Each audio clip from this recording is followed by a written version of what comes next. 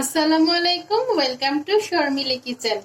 আজ আমি আপনাদের সঙ্গে শেয়ার করতে যাচ্ছি বিফ মিঠা গোশত রেসিপিটি করতে আমার কি কি উপকরণ লেগেছে এবং কিভাবে তৈরি করেছি চলুন তাহলে একসঙ্গে দেখে নেওয়া যায়।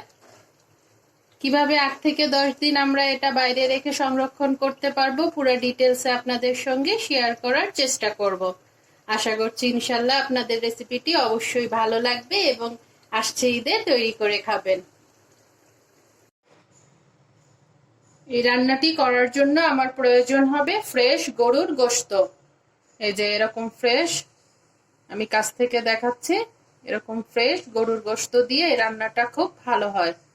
চর্বিযুক্ত এবং হাড্ডিওয়ালা মাংস দিয়ে এই রান্নাটি করলে খুব ভালো হয়।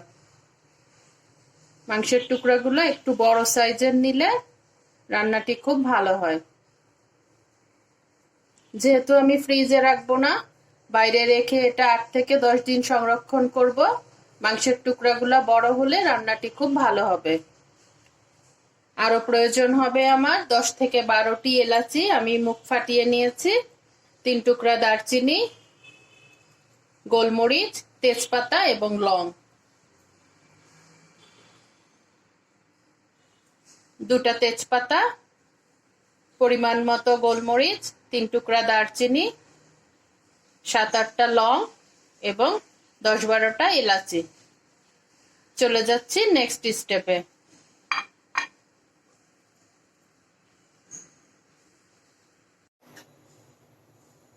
পাত্রে আমি তেল গরম করে নিয়েছি, দিয়ে দিচ্ছি তেজপাতা, এলাচি, দারচিনি, লং, গোলমরিচ।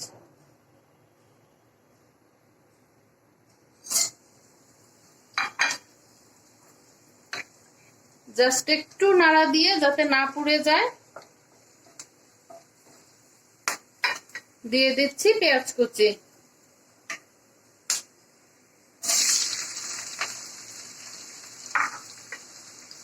দিয়ে দিচ্ছি পরিমাণ মতো লবণ।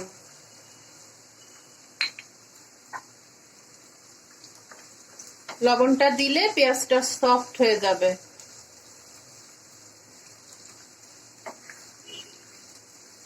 সাধারণত বিফ রান্না করতে আমরা পেঁয়াজের পরিমাণটা বেশি দিয়ে থাকি, কিন্তু এই রান্নাটিতে আমরা পেঁয়াজের পরিমাণটা তুলনামূলক কম দেব।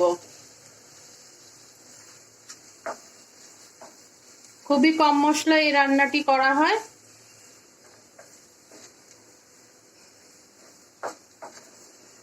ঈদের দিনের টাটকা গোশত দিয়ে এই রান্নাটি ভালো হবে।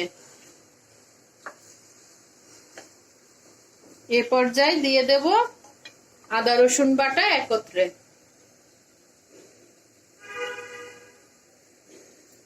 দিয়ে আমি আদা রসুনটা পেঁয়াজের সঙ্গে ভালো করে কষিয়ে নেব।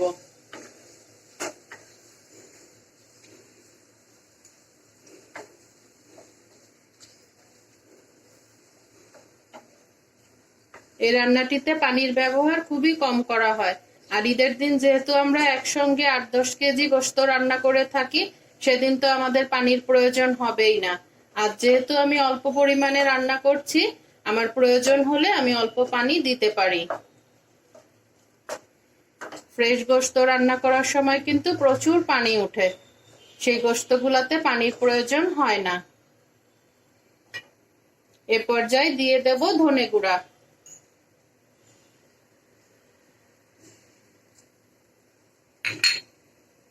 এই রান্নাটিতে আমরা কোনো জিরার গুঁড়া ইউজ করব না, কাঁচা জিরাও না, টালা জিরাও না। হলুদের গুঁড়া, মরিচের গুঁড়াও দেব না। এখন দিয়ে দিচ্ছি কেটে ধুয়ে রাখা গোশত। গোশতগুলো আমি আগেও বলেছি একটু বড় সাইজের টুকরা করতে হবে। পুরা রান্নায় চুলার জাল থাকবে মিডিয়ামে। যেহেতু আমি পানি ইউজ করব না, মিডিয়াম জালে আমি রান্নাটা করব। গোশত থেকে যে পানিটা উঠবে সেই পানিতেই আমার গোশতটা সিদ্ধ হবে।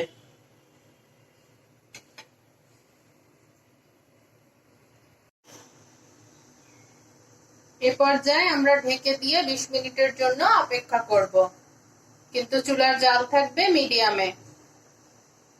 ঢাকনা খুলে খুলে একটু পর পর আমাকে চেক করতে হবে যাতে তলা ধরে না যায়।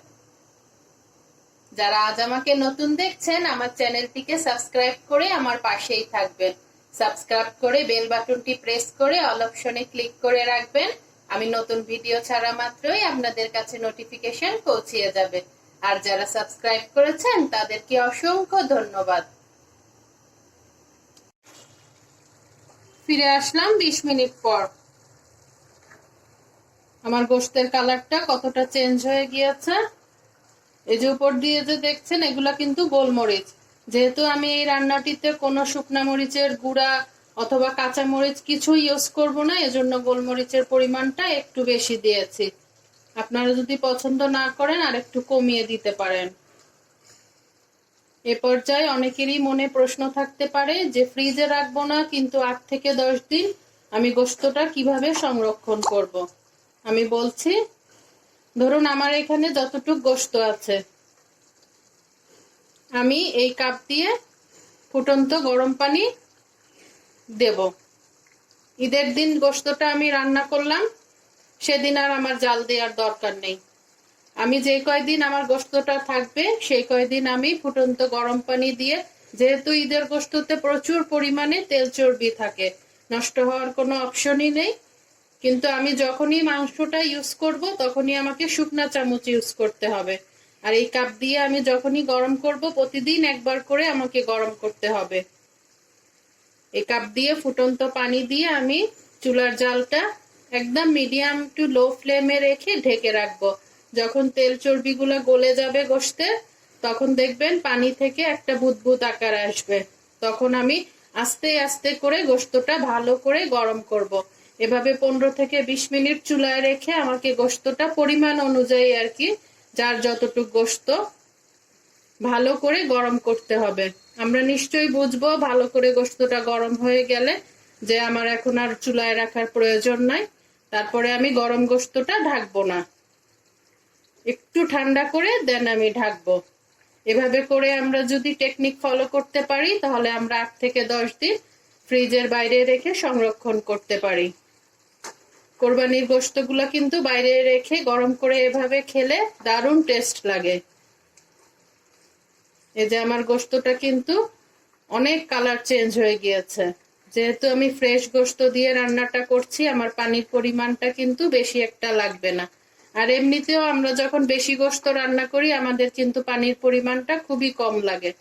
গোশতে আমরা পানি যত কম ইউজ করব আমাদের গোশত তত বেশি দিন সংরক্ষণ করতে পারবো। তাহলে ক্লিয়ার? আমরা যে কয়দিন গোশতটা বাইরে রেখে খাবো সেই কয়দিন আমরা এরকম কাপ দিয়ে গরম পানি গোশতের পরিমাণ বুঝে, আমি কিন্তু এই পরিমাণটা বলেছি আমার এই পরিমাণ গোশতের জন্য, যার যতটুক গোশত সেই অনুযায়ী আমরা পানিটা ইউজ করব। ধরেন 8-10 কেজি গোশতের জন্য আমাকে বড়, আমরা যে ধরনের মগ দিয়ে পানি খেয়ে থাকি ওই রকম মগের হাফ কাপ বা 1/3 কাপ এরকম দিয়ে ফুটন্ত পানিটা ফুটন্ত দিয়ে আমাকে গোশতটা ধিম জালে রেখে একদম স্লো ফ্লেমে রেখে গরম করতে হবে। পানিটা দিয়ে আমরা ঢেকে রেখে দেব। তারপরে গোশতটা দেখবো যখন চর্বিটা গলে গিয়েছে, পানিটা আস্তে আস্তে গরম হয়ে মিশবে গোশতের সঙ্গে, দেন ভালোভাবে গোশতটা গরম হবে। তারপরে আমরা ভালোভাবে গোশতটা আস্তে আস্তে করে নাড়া দিয়ে গরম করব। এই টেকনিকটা যদি আমরা ফলো করতে পারি তাহলে আমাদের 8 থেকে 10 দিন ফ্রিজের বাইরেই আমরা গোশত সংরক্ষণ করতে পারবো। পুরোটা রান্নায় কিন্তু আমাকে ঢেকে ঢেকে করতে হবে। ঢেকে ঢেকে করলে গোশত থেকে একটু পানি উঠবে আর সেই পানিতে গোশতটা ভালো করে সিদ্ধ হবে। কারণ এই গোশত রান্নায় খুব একটা কষানোর প্রয়োজন নেই। ঢেকে ঢেকে রান্না করলে এই গোশত রান্নাটা খুব ভালো হয়।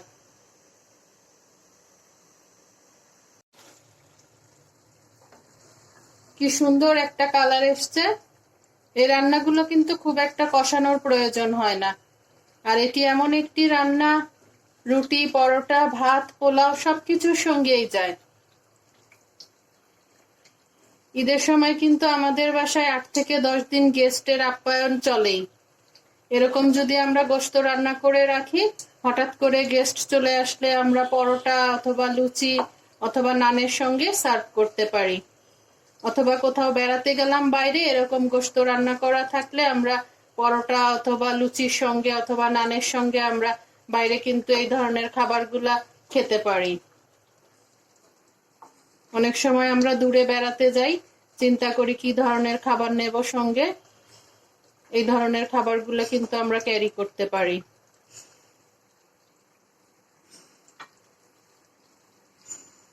এ পর্যায়ে আমি দিয়ে দেব লেবুর রস। এই স্টেপটা যদি কেউ পছন্দ না করেন তাহলে স্কিপ করতে পারেন। দিয়ে দিচ্ছি স্বাদ ব্যালেন্স করার জন্য, অর্থাৎ টেস্ট ব্যালেন্স করার জন্য সামান্য পরিমাণ চিনি। এই লেবুর রস এবং চিনিটা ইউজ করলে রান্নার স্বাদটা দ্বিগুণ হয়ে যায়, টক মিষ্টি একটা টেস্ট আসে। যেহেতু আমি গোলমরিচ ইউজ করেছি, গোলমরিচ থেকে একটা ঝাল ঝাল ফ্লেভার আসবে, টেস্ট আসবে, এবং লেবুর রস চিনি থেকে একটা টক মিষ্টি ফ্লেভার আসবে, টেস্টও আসবে। দারুণ একটা ফ্লেভারও আসে, টেস্টও আসে। এখন জাস্ট দমে রেখে আমি সার্ভ করে দেখাবো। এরকম ভাবে আমরা রান্না করে রাখলে, প্রতিদিন একবার করে যদি আমরা জাল দেই, মাংসর ভেতরে ভেতরে মশলাগুলা ঢুকবে, দারুণ একটা টেস্ট আসবে। আপনারা অবশ্যই ট্রাই করার চেষ্টা করবেন। সামনে ঈদ আসছে, ঈদের গোশত দিয়ে দারুণ লাগবে এই রেসিপিটি।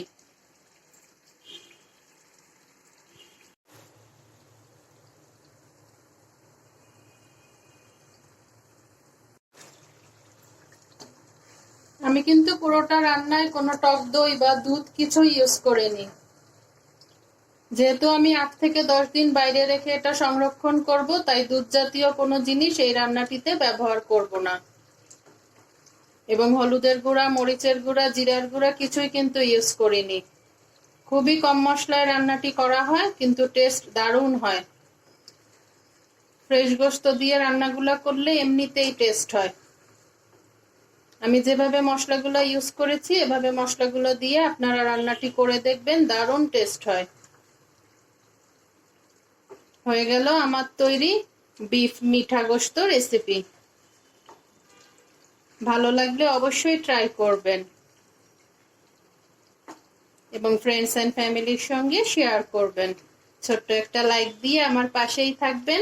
আপনাদের ছোট্ট একটি লাইক আমাকে নতুন করে কাজ করার অনুপ্রেরণা যোগায়। আজ আসি, আবারও চলে আসব নতুন কোনো রেসিপি নিয়ে। আপনারা সবাই ভালো থাকুন, সুস্থ থাকুন, আমার জন্য দোয়া করবেন। সবাইকে ঈদের অগ্রিম শুভেচ্ছা। ঈদ মোবারক। আল্লাহ হাফেজ। আসসালামু আলাইকুম।